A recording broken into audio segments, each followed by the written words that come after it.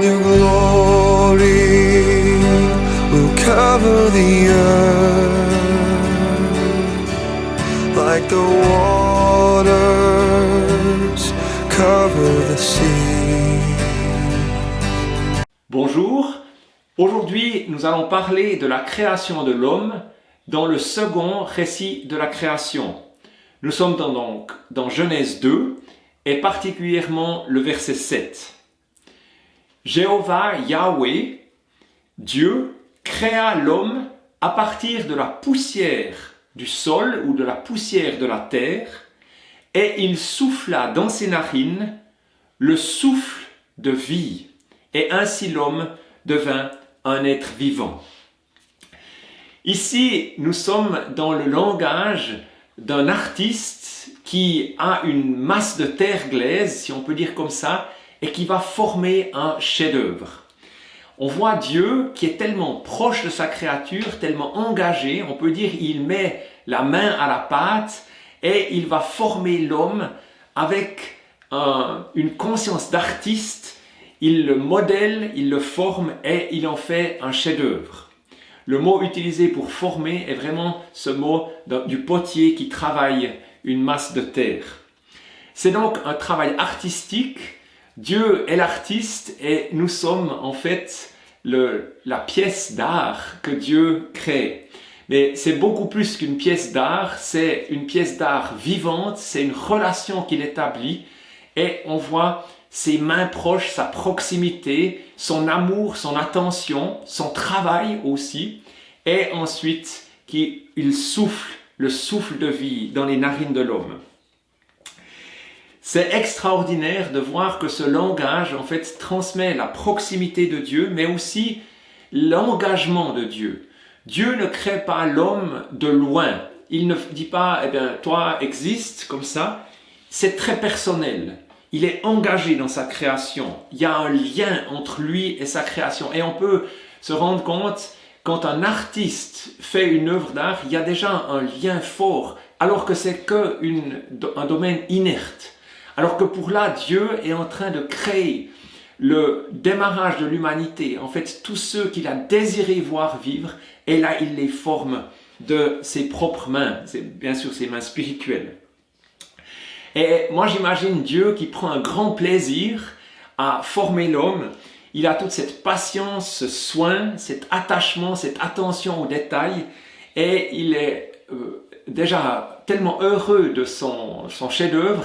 Et c'est comme s'il dit à l'homme, mais il ne le dit pas, mais il dit à l'homme, eh bien, tu vas voir ce que j'ai fait de ta vie, ce que je te donne comme corps, ce que je te donne comme vie, ce que je te donne comme organe. Tu vas aimer ça. C'est quelque chose de formidable. Et Dieu crée déjà au départ, dans cette création de l'homme, dans cette formation de l'homme, la base pour une profonde relation de proximité.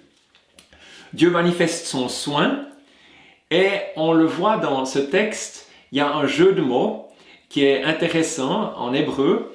Le terme Adam ou Adam est le terme Adama, donc l'homme qui s'appelle Adam, et puis la terre ou la matière, le sol, en fait, s'appelle Adama.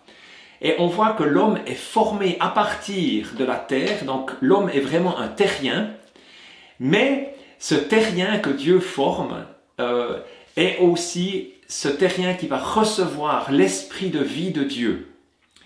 Et on a une relation en tant qu'être humain avec la terre, c'est évident. On aime la terre, on aime avoir les pieds sur terre, mais Dieu nous a donné aussi cette dimension de l'esprit de vie, son esprit, en fait l'esprit qui souffle en nous, et nous avons aussi ce désir du ciel, ce désir du royaume de Dieu, ce désir de Dieu qu'il a infusé en nous.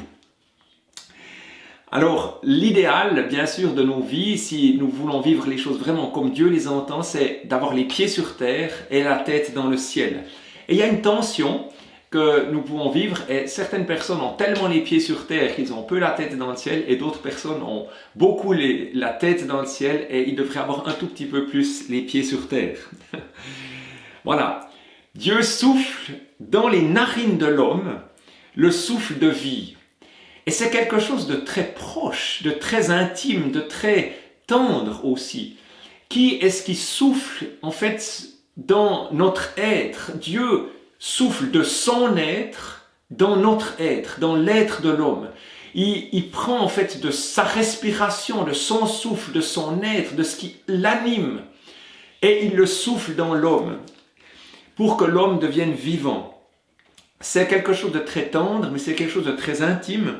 Et on peut imaginer des parents, un père et une mère qui regardent avec tendresse leur nouveau-né et qui gentiment le soufflent sur son visage comme pour lui dire son amour, lui dire à quel point il est précieux pour eux. Et il y a cet échange des souffles, cet échange du souffle. Dieu partage ce qui est profond en lui et en particulier, il va transmettre la dimension d'éternité. J'en parlerai un petit peu plus loin, mais beaucoup plus que ça, il transmet en fait toutes les valeurs qui l'habitent, comme l'amour, la beauté, l'harmonie, la justice, la vie et le désir de relation. Alors on peut dire, mais des fois, est-ce qu'il y a vraiment ça en très grande quantité dans l'être humain? Oui, il est là, c'est présent. Quand il y a la guerre, tout le monde sait qu'il y a quelque chose qui ne va pas. Quand il y a des conflits dans une famille, tout le monde sait qu'il y a quelque chose qui ne va pas. Il faudrait que ce soit autrement. Il y a cette aspiration à la paix. Quand il y a une profonde injustice qui est faite, on sait très bien que quelque chose est faux.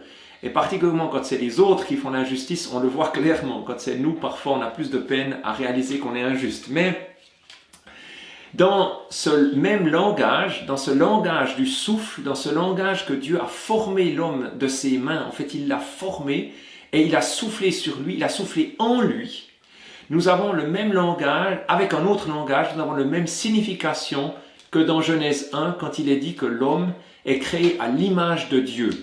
En fait, l'homme qui est créé à l'image de Dieu reflète le caractère de Dieu, reflète l'être de Dieu, et de la même manière dans ce récit beaucoup plus proche, beaucoup plus intime, beaucoup plus relationnel de Genèse 2, c'est la même pensée qui est faite. C'est que Dieu crée l'homme à son image, le façonne à son image et souffle sa vie en lui.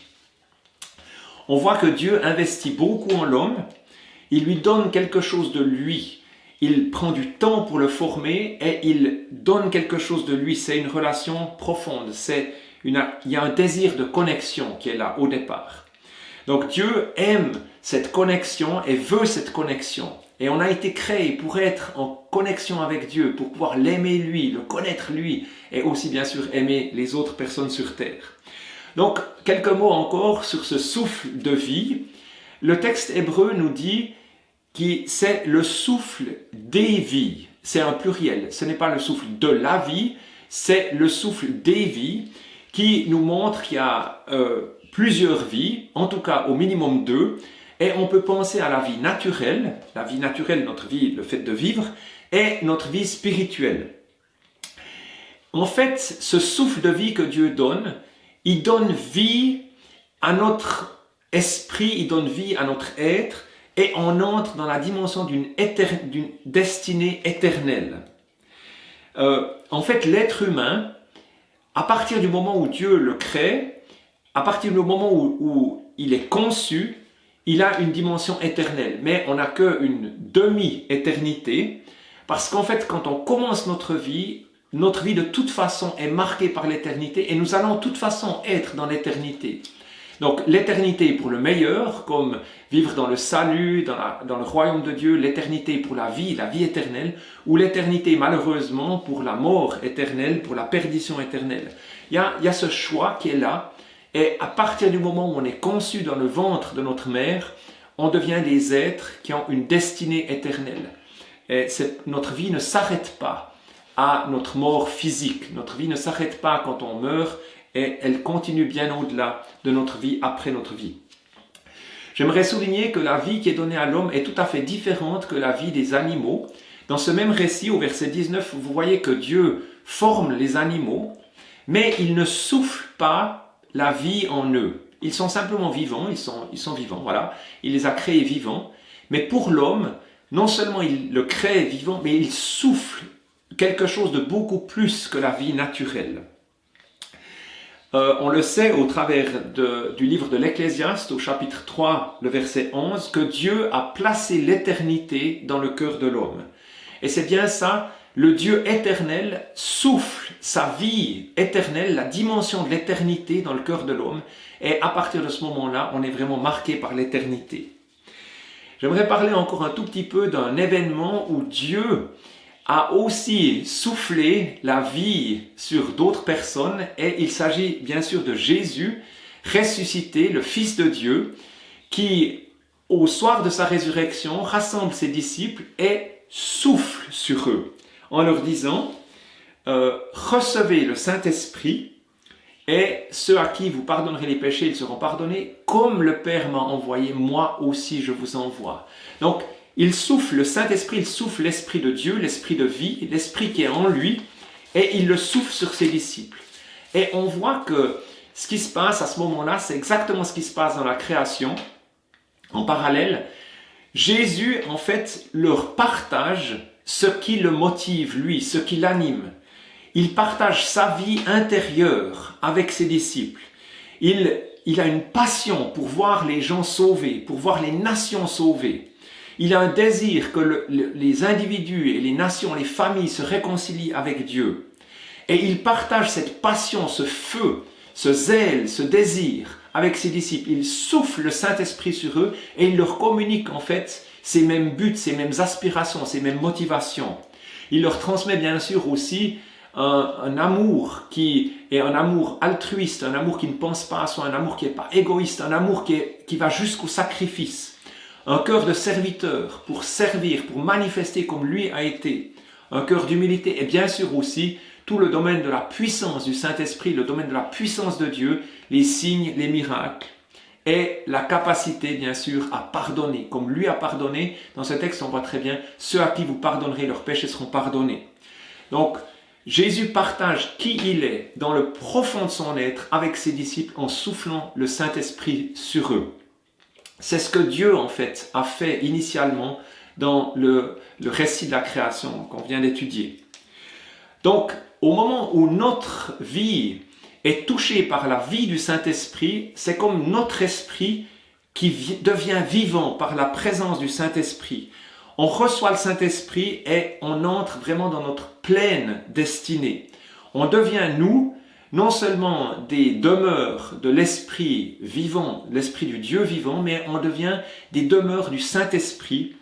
Et le vide qui est connu dans le cœur humain, où les gens ressentent qu'il y a un vide en eux, comme un trou, quelque chose qui manque, au moment donné où on reçoit la présence du Saint-Esprit, on reçoit le Saint-Esprit en nous, ce vide est comblé et notre vie est pleinement satisfaite. C'est comme si on sait, mais maintenant c'est bon, j'ai trouvé ce qui manquait. On sait qu'on est de retour dans la présence de Dieu, on sait qu'on a été créé pour ça, pour que l'Esprit de Dieu vive en nous. Et beaucoup de gens ressentent qu'il y a quelque chose qui manque, sans savoir exactement de quoi il s'agit. Les incroyants ne savent pas de quoi il s'agit, mais ils sentent qu'il y a quelque chose qui leur manque. Ils sentent qu'il y a quelque chose de plus dans la vie qui devrait leur être donné. Alors, on a été créé pour être dans une relation proche avec Dieu et les choses matérielles de cette vie ne vont jamais nous satisfaire entièrement. Ça ne va pas suffire. On a été créé pour plus que ça. Et j'aimerais le dire, Dieu en fait nous donne le mode d'emploi de notre vie. On a été créé par ses mains, on a été formé, on a été modelé et il souffle cette vie en nous. Il souffle qui il est. Et le mode d'emploi est très simple, c'est en fait aimer Dieu de tout notre cœur, de toute notre âme et de toute notre force, comme lui nous a aimés de toute sa force, de toute son âme et de toute sa puissance, de tout son cœur, et aimer notre prochain comme nous-mêmes. Donc à ce moment-là, notre vie est pleine et pleinement établie dans la volonté de Dieu. Voilà, soyez bénis. Amen. And your glory will cover the earth like the water.